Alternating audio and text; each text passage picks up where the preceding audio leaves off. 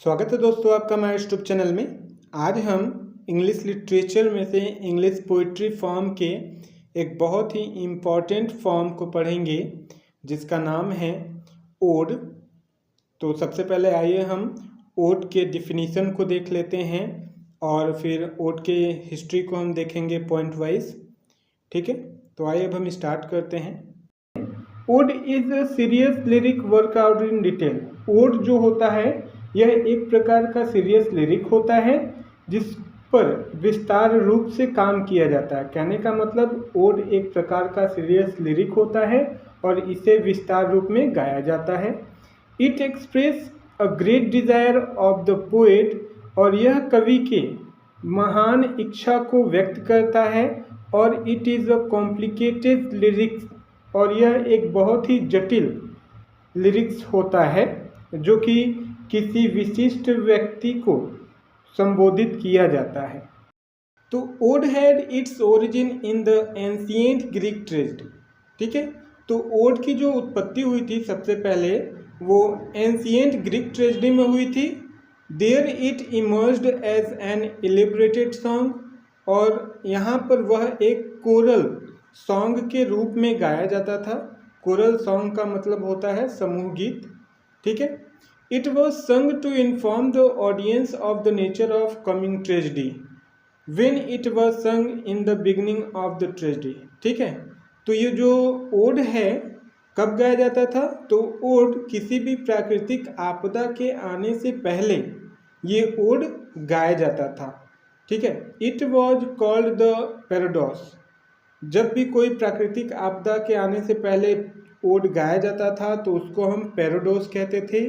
When it was sung after the episode of the tragedy, और जब ये tragedy के बाद जब हम इस ओड को गाते थे तो इसको इट वॉज कॉल्ड स्टेसिमा, तब यह स्टेसिमा के नाम से जाना जाता था। उसके बाद थर्ड पॉइंट है। सेकेंड पॉइंट में था कि जो ओड है इसकी उत्पत्ति कहाँ हुई। थर्ड पॉइंट में है कि ओड को परफेक्ट किसने किया, मतलब सिद्ध किसने किया। तो Aeschylus, Sophocles and Euripides perfected the ode to a high degree। ठीक है, Aeschylus, Sophocles और यूरिपिडाइस ने, ये तीनों ग्रीक के बहुत ही फेमस पोइट हैं, इन्होंने ओड को एक हाई डिग्री तक परफेक्ट किया, सिद्ध किया। But it was Pindar who finished it to the last degree. लेकिन ग्रीक के ही एक बहुत ही जाने माने कवि थे जिनका नाम था पिंडार, उन्होंने ओड को लास्ट डिग्री तक, मतलब कहने का पूर्ण रूप से सिद्ध किया। He broke up it into 3 parts. Pindar ने क्या किया? पिंडार ने ओड को 3 भागों में बांट दिया। पहला पार्ट था द फर्स्ट पार्ट वॉज स्ट्रोफे। पहला पार्ट को हम स्ट्रोफे के नाम से जानते हैं। Second part was antistrophe, second part जो है एंटीस्ट्रोफे है। And the third part was epode, और तीसरा पार्ट इपोड है। So this kind of ode called Pindaric ode और ग्रीक ओड। इसलिए हम इस प्रकार के ओड को पिंडारिक ओड के नाम से जानते हैं या फिर ग्रीक ओड के नाम से भी हम जानते हैं।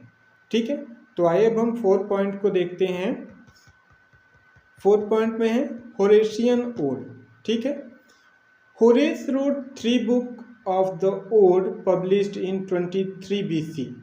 होरेस ने 23 BC में 3 किताबें ओड की लिखी।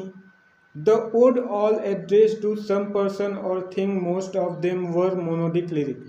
और ये जो ओड था उन्होंने इन सभी ओड को किसी एक व्यक्ति और चीज़ों को उन्होंने डेडिकेट किया था मोनोडिक लिरिक के रूप में। ठीक है, दियर स्ट्रक्चर वॉज वेरी सिंपल। और होरेस का जो ओड का स्ट्रक्चर था वो बहुत ही सिंपल था।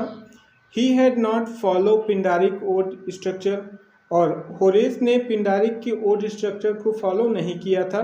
क्यों नहीं किया था? क्योंकि पिंडार का जो स्ट्रक्चर था ओड का, एपिस्ट्रोफे, एंटीस्ट्रोफे, इपोड, ये जो स्ट्रक्चर था वो बहुत ही टफ था, हार्ड था। इसीलिए कोई भी पोएट जल्दी उनको कॉपी नहीं कर पाता था। तो इसी प्रकार से होरेस भी उनको फॉलो नहीं कर पाए और इन्होंने जो ओड लिखा उनका जो स्ट्रक्चर था बहुत ही सिंपल था। The simplicity of Horace ode gradually made it popular. और ओड का जो स्ट्रक्चर था वो सिंपल होने के कारण होरेस का ओड स्ट्रक्चर बहुत ज़्यादा फेमस हुआ। इट इज़ कॉल्ड होरेसियन ओड, इसलिए इसको लोग होरेसियन ओड के नाम से और लेस्बियन ओड के नाम से भी जानते हैं। Structure of Horatian ode was 3। Horatian ode का जो स्ट्रक्चर था वो 3 था। Simple structure, monodic singing and addressing to some person और थिंग्स। ठीक है, उसके बाद हम 5वां देखते हैं point, ode in English literature. ठीक है, अब इंग्लिश लिटरेचर में ओड कब आया? In England ode appear during the Renaissance. England में जो है ओड रिनेसांस के दौरान आया। ठीक है, कब? 1578 से लेकर 1625 तक के बीच में आया था। द फर्स्ट ओड इज इपिथलामिया जो कि 1594 में लिखा गया, एंड सेकेंड ओड था प्रोथलामिया जिसको 1596 में लिखा गया। किसने लिखा? Written by Edmund Spenser. कहने का मतलब इंग्लिश लिटरेचर में सबसे पहले ओड किसने लिखा? तो एडमंड स्पेंसर ने 2 ओड लिखा, इपिथलामिया जो उन्होंने अपने शादी पर लिखा था और प्रोथलामिया जो उन्होंने किसी और की शादी पर उन्होंने लिखा था। ठीक है, the next ode on the morning of Christ nativity जो 1629 में लिखा गया। किसके द्वारा? By John Milton. दूसरा जो ओड लिखा गया, ode on the morning of Christ nativity, यह 1629 में लिखा गया जॉन मिल्टन के द्वारा।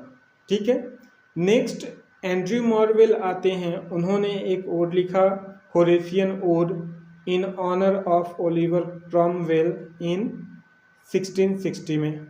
ठीक है, उसके बाद हमारा 6 और लास्ट पॉइंट है, in 1660 Abraham Cowley composed a good number of Pindaric ode. 1660 में अब्राहम काउले आते हैं जो कई सारे पिंडारिक ओड लिखते हैं, but his ode does not strictly follow the Pindaric ode pattern. लेकिन अब्राहम काउले ने भी पिंडारिक ओड के पैटर्न को सही से ब्रेक नहीं कर पाए आफ्टर हिम, इसलिए आफ्टर हिम उनके बाद, मतलब अब्राहम काउले के बाद ड्रेडन आल्सो कंपोज्ड सच फ्री स्टाइल पिंडारिक ओड। ठीक है, ड्रेडन भी ओड लिखने लगे किसके पैटर्न पे? अब्राहम काउले के पैटर्न पे। और अब्राहम काउले का क्या पैटर्न था? अब्राहम काउले ने पिंडारिक ओड के पैटर्न को ब्रेक नहीं कर पाया तो वो क्या हो गया? फ्री स्टाइल हो गया। तो उसी फ्री स्टाइल को ड्रेडन फॉलो कर उन्होंने भी कई सारे पोएम्स लिखे।